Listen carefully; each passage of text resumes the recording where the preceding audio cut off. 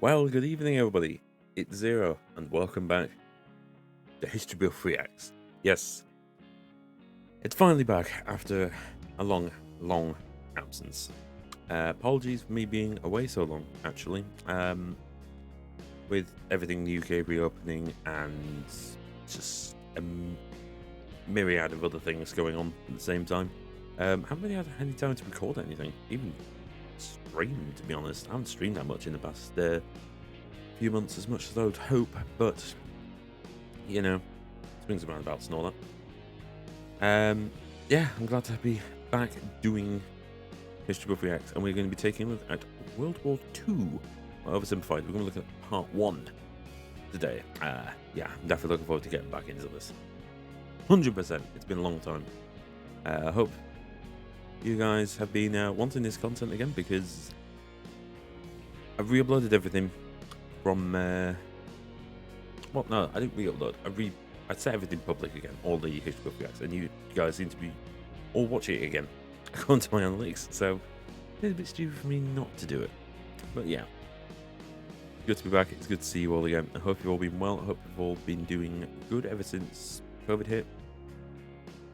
You know, it's been a rough time for everybody at the minute, so, but hopefully I can bring a little bit more joy into your day.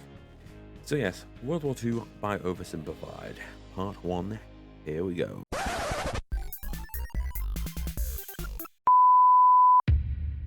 Here we go. It's 1902.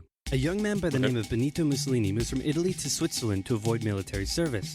He gets big into socialism, working for trade unions, writing for socialist newspapers, advocating a violent overthrow of European monarchies, the whole shebang. This gets him in a bit of trouble with the Swiss police, so he gets arrested, sent back to Italy, set free, returns to Switzerland, is arrested again, goes back to Italy again, completes his military service after previously avoiding it, and then after a brief stint as an elementary school teacher, he finally returns to work as an avid socialist.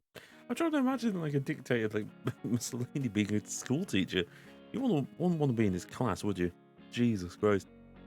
Oh, I mean, admittedly, he wasn't as bad then as he was in his prime, but I imagine that being a very terrifying teacher to be dealing with. A very terrifying teacher. Yeah, it's weird to think that, you know, the dictator of Italy basically refused to work for his country's military. Foreshadowing, maybe? Who knows? His speeches and journalistic abilities made him famous among Italian socialists. He was anti-war, so when Italy colonized Libya in 1910, he rioted. Yeah, here's the other thing. He's anti-war. He was anti-war in that time. Benito Mussolini is a strange man.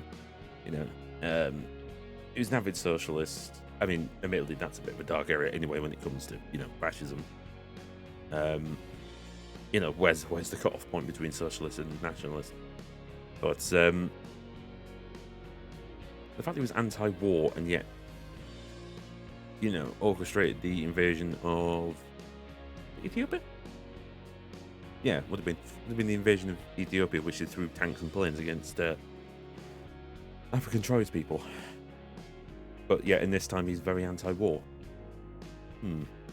And got arrested. Then World War I came along, and once again he protested Italy's involvement. But then he thought, wait a minute, this war could bring about the social climate needed to overthrow European monarchies and bring about the socialist revolution everywhere. And suddenly he was pro-war. But his fellow socialists didn't like his new pro-war stance, so they kicked him out of the party. So then he said, you know what? I'm done with socialism. We need something new, not based on class divisions tearing us apart, but based on unity through nationality. We'll conquer the Mediterranean and reunite all Italian peoples, just like the days of the Roman Empire.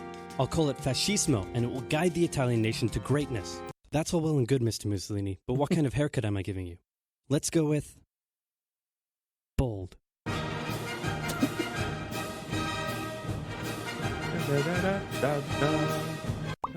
Oh, I was enjoying that. Please stop. Italy had been on the winner's side in World War I, and they hoped they were going to get a lot out of it, but in the end, they only got a little, and they felt cheated. On top of that, a bad economy and weak governments meant that the Italian people were a little unhappy. So, yeah, that reminds me. Yeah, the Italian nation before World War II, although arguably it was still bad in World War II, and leading up to World War II. But in World War One and after, it was, didn't they have like a not financial crisis, but it was almost like a complete collapse, or faced a complete collapse, or was on the brink of one, because that government was weak. There's a couple of similarities between it and the Weimar Republic, actually. Just, yeah, very not particularly smart people, or you know, they just didn't really look ahead to see what was going to happen in the future. They were just trying to fix the problem now by plugging it with the worst plugs you could ever think of, and then thought, yeah, that'll do, that'll hold. Obviously, it didn't. So when Mussolini came along and said that he could fix everything, his fascist movement gained a lot of support. In 1922, he went to the king and said, "Make me prime minister, or I'll make me prime minister." And the king said, "You and what army?" "This army." Fair enough. Then he went about establishing a dictatorship with himself at its center. Europe had its first fascist dictator. Next up, Germany. Germany had been on the loser's side, and they got absolutely wrecked by the Treaty of Versailles. They lost territory, had to demilitarize the Rhineland, had to reduce their army to just 100,000 men, couldn't have an air force, had to pay the Allies a huge amount of money that it didn't have, and a new rule was established that every Englishman withheld the right to walk into the center of Berlin, pick out any German they wanted, and spank the hell out of them. I made that last one up, but it helps you understand how all this felt to Germans. On top... Oh, yeah, absolutely. I mean, a lot of people... I mean, it's basically... what's the word I'm looking for? Can't spend a while since I've done these videos. Can't really remember how to speak, to be honest. Yeah, it's very widely considered and accepted that the cause of World War II was the Treaty of Versailles. It was just such a brutal treaty against Germany that they basically had no chance of recovery from it. You know, I mean, the armies, reduced the army, and that's bad enough. But the reparations, it was an insane amount, like a absolutely mind-boggling amount of reparations. And Germany couldn't sort that out. I mean, you make them lose territory, and they say, "Oh yeah, by the way, money, please, give money." And Germany's just like, "Well, we just lost the war. We've lost all of our infrastructure, and you've taken land from us, and we can't pay it back." But what we're meant to do? It's just Germany after World War One and during the Treaty of Versailles was nothing, and that's basically the reason why all the extremist parties and everything rose to power in the first place. You have to remember, it wasn't just the Nazis and the fascists. There was a lot of Reds around as well. On top of that, a bad economy and weak governments meant that when a small angry man with a silly mustache came along and said that he could fix everything, the German people loved it. Hitler had been a soldier during World War I, and he was crazy patriotic, and nobody was madder than him about Germany's humiliation. He helped start a new political party, and in 1923 attempted a march on Munich with his boys. And then he got arrested. But his popularity grew and grew, and in 1933 the president made him chancellor. Just to add on that one, there's a theory from about his time in World War One. The reason why he left the front in the first place was he was gassed. Was he hit with mustard gas? I think he was hit with mustard. Yeah, he was hit with mustard gas. So they think that might have done something to him. Because apparently his behaviour before and after the First World War were very different. But whether that's true or not, I don't know. It's debated whether that was a cause, but it's a probable cause. And also, his national identity about Germany is interesting, as, if you remember, Hitler's not German, he's Austrian. He believed he was Germany's great destined savior, and he went full megalomaniac, establishing a dictatorship with himself at its center. Europe had fascist dictator number 2. Hitler and Mussolini had a lot of the same ideas, but more importantly, they had the same enemies, and they started to get along. Anyone else want to be friends? Franco? No? You good? I do. Who's that? It's Japan, and they've taken over northern China. Let's rewind a bit. Japan had isolated itself from the rest of the world for over 200 years until the Americans showed up and said, "You're going to trade with us, and you're going to like it." Then the Western powers imposed... That was brutal. That was a brutal time for Japan. Because basically, the United States basically gave them no choice. It's like, no, you are going to open your borders, or we're going to have trouble. No, that's basically what the US did. It's just like, you are opening your borders. Like, well, I don't know. It's like, no, you are. You are opening your borders. Japan really had no choice. And it screwed them completely. Proposed a bunch of unequal treaties, meaning Japan's economy was bust. They also had no natural resources, so they decided to go get some. They went to war with China to gain a sphere of influence over Korea, and they took a bunch of China's stuff. But then the West said, hey, cut that out. And since Japan couldn't take on the West, they said, okay, I guess we'll just go home. Wait a minute, what are you doing? Taking advantage of a weakened China and setting up spheres of influence. But I was the one who weakened them. We know. And you guys didn't let me have anything. We know. That seems unfair. We don't think so. Okay, see ya. So Japan thought, screw this, and went to war with Russia, and stunned everyone by actually winning. Then they fully annexed Korea, but they didn't stop there. In World War I, they took Germany's colonies and islands in Asia. What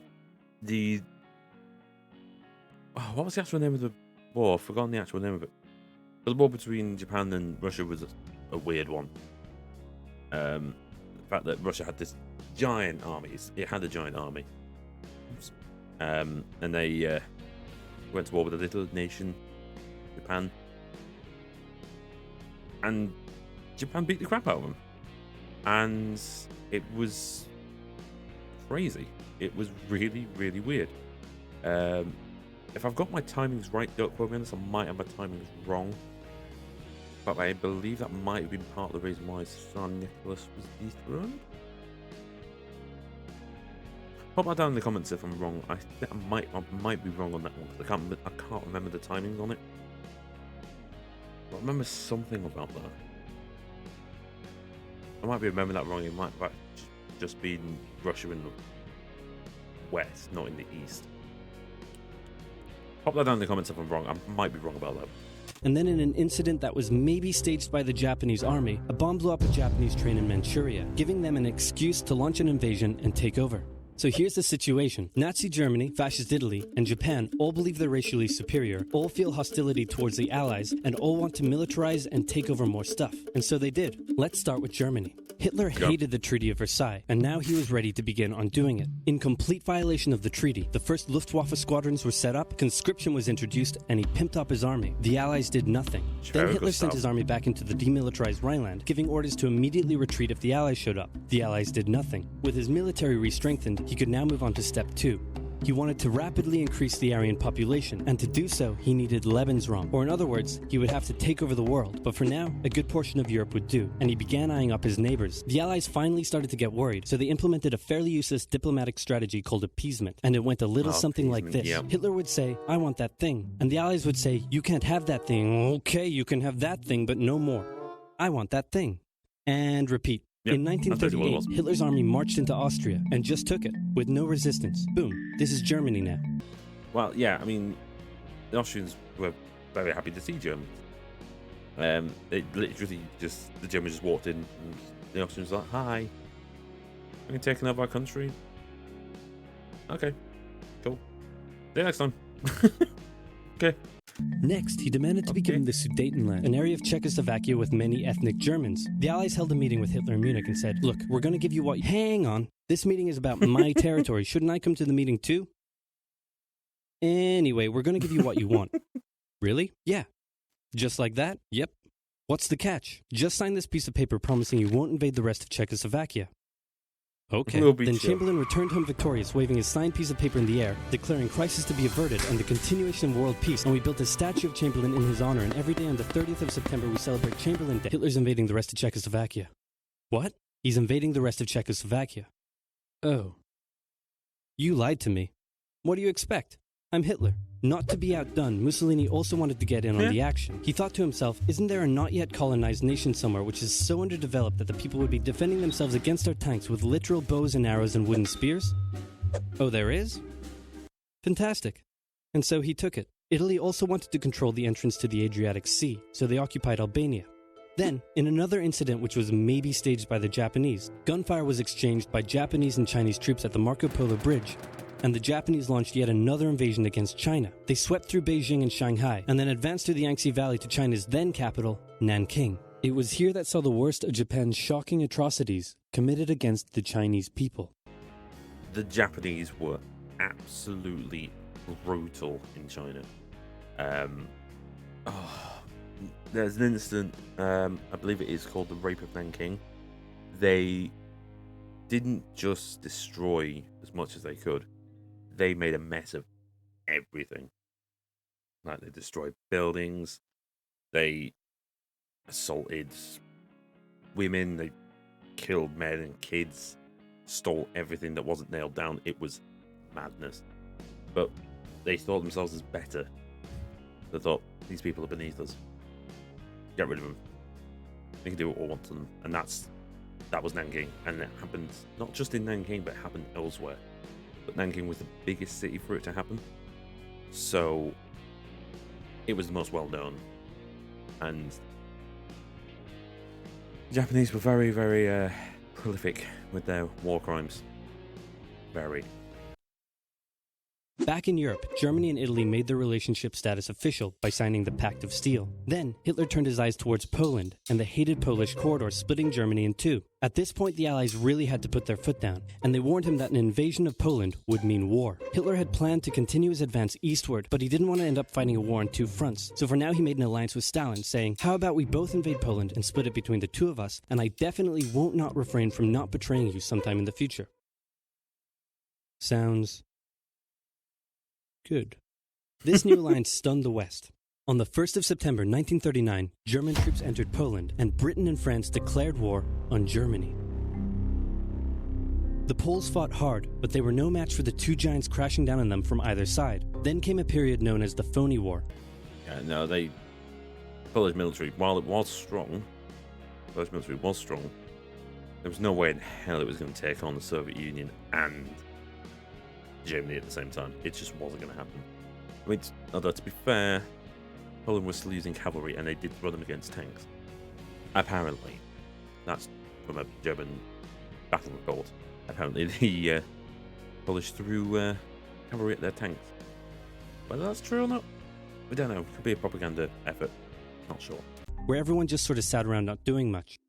The French had launched a small invasion into the Saarland, but they maintained mostly defensive positions, and after a while decided to just turn around and call it a day. Speaking of France, the French were still super proud of their victory in World War I, and they hadn't really moved on from it. They still used horses, they dispatched messages by motorbike instead of using radio, orders from the commander-in-chief were usually pretty vague, and the troops were rarely inspected. They built a line of defenses along their German border, but didn't bother extending it all the way to the Channel, and they wouldn't launch artillery strikes against Germany out of fear of being retaliated against.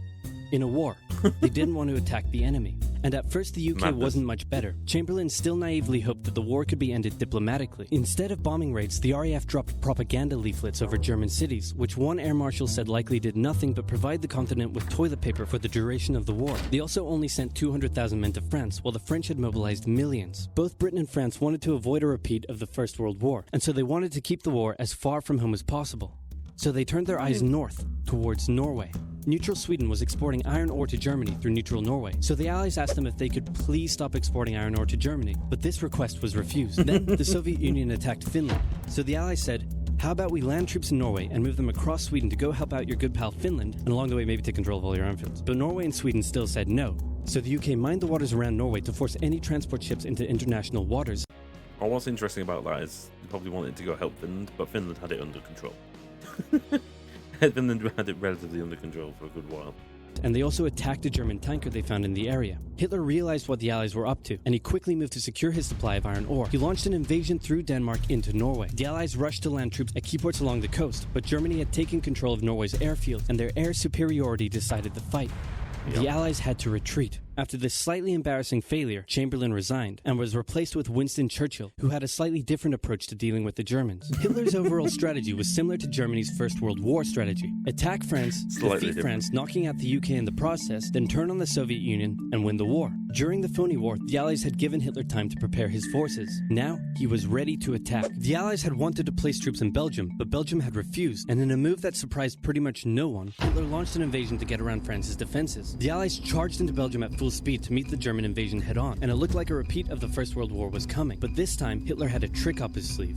blitzkrieg. As the Germans advanced, they Lightning sent War. thousands of refugees westward, slowing down the Allies. Then, to the south, the French had left the Ardennes, an area full of hills and forests, pretty underdefended because they thought it was naturally impenetrable. Well, the Germans were about to penetrate it with everything they had. They smashed 50 Wehrmacht divisions through and encircled the Allied armies at lightning speed. The best of the Allied forces were now trapped. The Germans squeezed in from all sides, taking out France's best armies and nearly wiping out the British too. But they managed to make a desperate last-minute escape at Dunkirk, with British civilian ships even making the perilous journey to bring their young men home.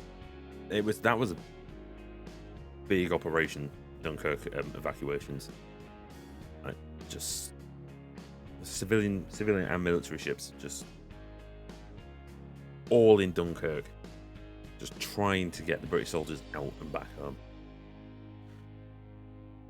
It's not known why the Germans stopped, I believe, because there was no fighting actually at Dunkirk. They were being strafed by Stukas and,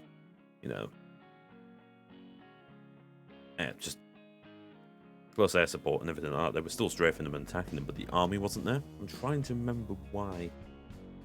I think they might have overextended. If I remember correctly, did they overextend? And Hitler wasn't sure about it? Can't remember how it went, but yeah, there was a reason why the army didn't continue chasing them. That's going to annoy me now. But yeah, I'm pretty sure it was just a case of they were overextended and Hitler was worried that they were overextended, so they didn't continue pushing. Which is when they decided, right, get everyone out, get them back home. With most of the French forces depleted, the Germans breezed through, taking Paris, and France fell. What the Germans couldn't do in World War I, Hitler had done just like that.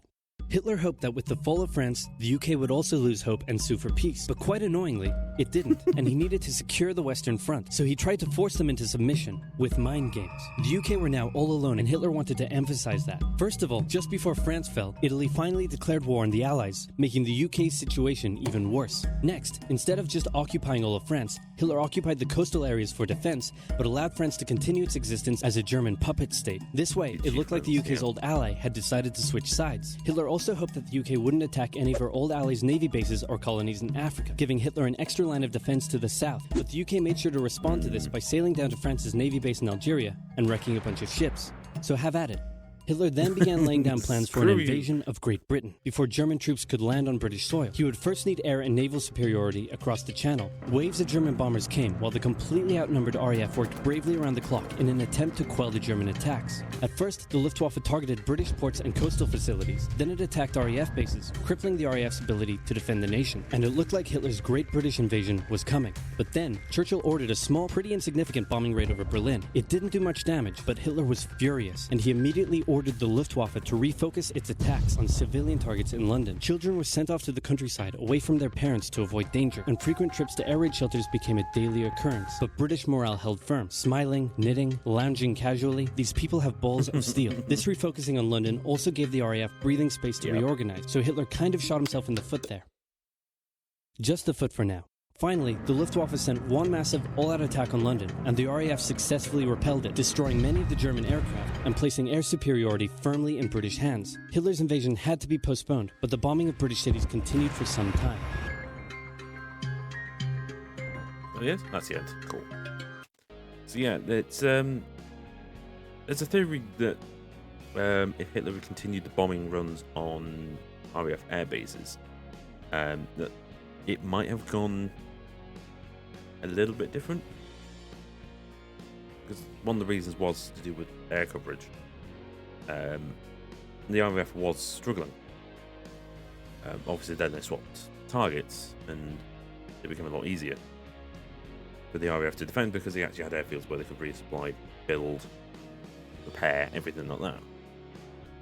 But even then,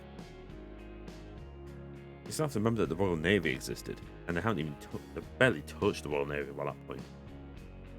So, even if they did have air superiority, would it make that much difference? I'm not sure. I'm not too sure. But yeah, good video. Get the part 2 done very soon, I hope. Once I've got time to actually do it.